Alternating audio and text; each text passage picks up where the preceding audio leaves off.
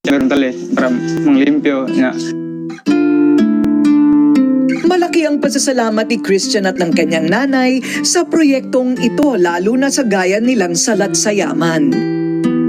Kagaya ng sinabi ng anak ko, yung basura ay mahalaga sa amin kasi nakakatulong ito sa amin.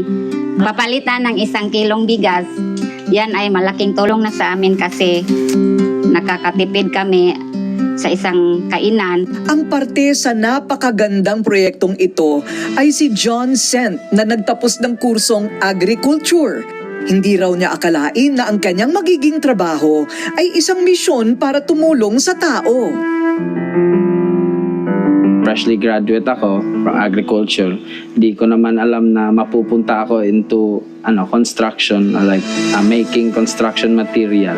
Surely yung journey lang kasi sa akin is napakamaganda. Like from the struggle of finding work and tsaka finding purpose.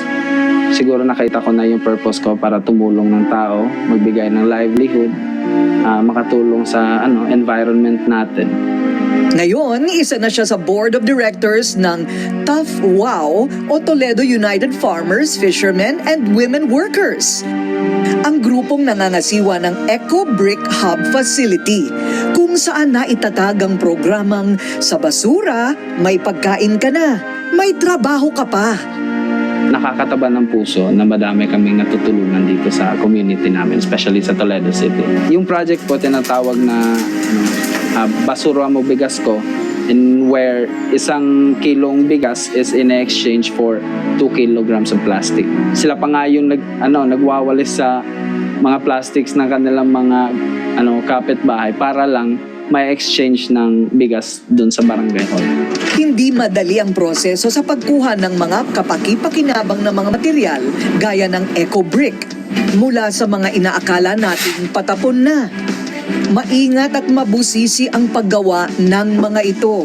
Sa mga basurang nakokolekta sa Toledo at sa fly ash o abo, dumadaan ito sa mainit na makina, hinuhulma hanggang sa ito'y maging konkreto. Ang mga abong ito o fly ash ay byproduct ng Terma Visayas Incorporated o TVI. Ito'y isang subsidiary ng Aboitiz Power Corporation na nagpapatakbo ng planta ng kuryente sa Barangay Bato, Toledo City at naghahatid ng maaasahan, abot kayang halaga at matatag na enerhiya o kuryente para sa bansa. Katuwang ng Aboitiz Power at TVI ang Aboitiz Foundation sa programang ito. Mas